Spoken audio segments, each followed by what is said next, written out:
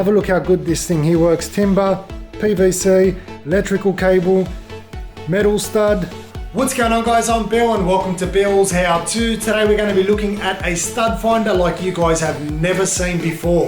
The Walabot DIY 2 not only detects studs behind your walls, it can also detect surfaces, whether it's plastic, metal, live or dead electrical cables. We're going to get a live representation on our phone to know exactly where and what is behind our walls before you drill, nail or screw straight into it.